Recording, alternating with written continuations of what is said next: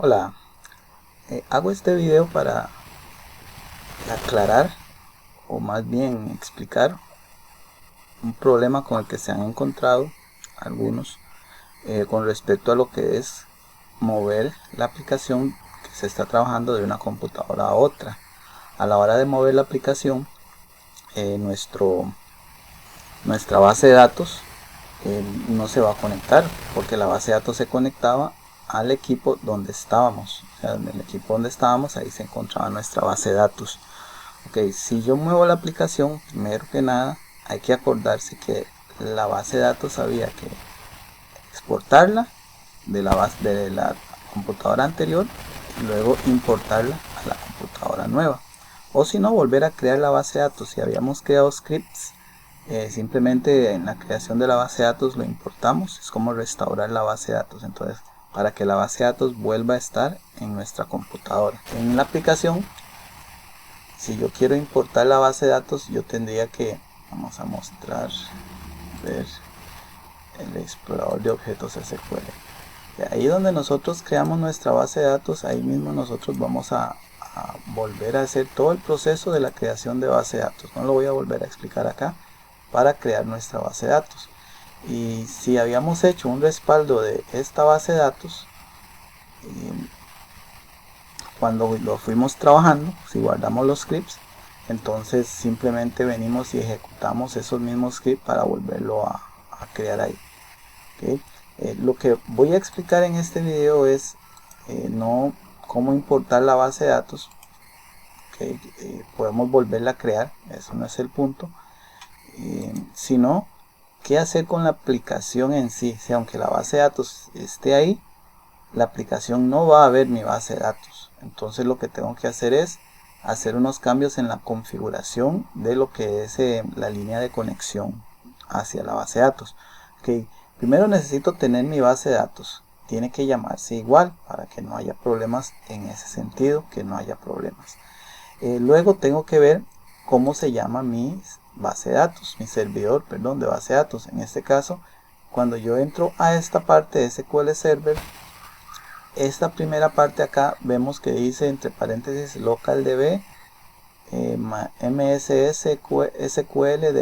Okay, esto es el nombre de nuestro servidor de base de datos.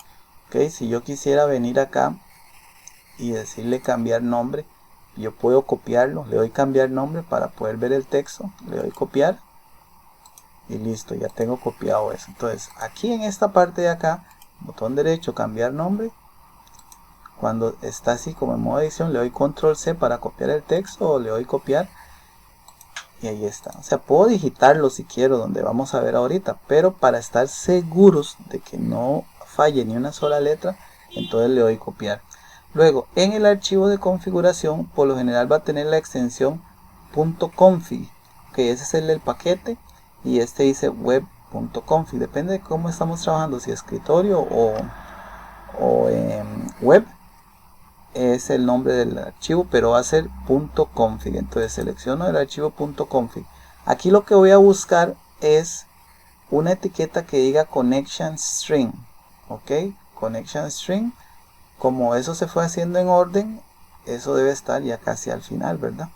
Entonces aquí connection string, vemos aquí add new bodega entities, así es como se llama la entidad, y vamos a recorrerlo hasta encontrar, vamos a ver la etiqueta que diga, bueno, aquí está connection string. Entonces aquí tenemos connection string igual y vamos recorriendo acá hasta encontrar, le dice string source. Ok, aquí tenemos source y aquí está el nombre de nuestra base de datos. Entonces lo que tenemos que cambiar es esto, copiar de acá para acá y cambiar esto nada más.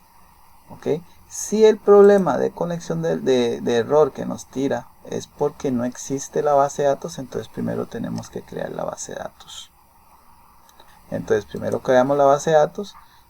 Si ya no tenemos el computador, ya no tenemos cómo importarlo de allá y exportarlo. Si teníamos los scripts de creación cuando fuimos creando esto, entonces simplemente los importamos acá.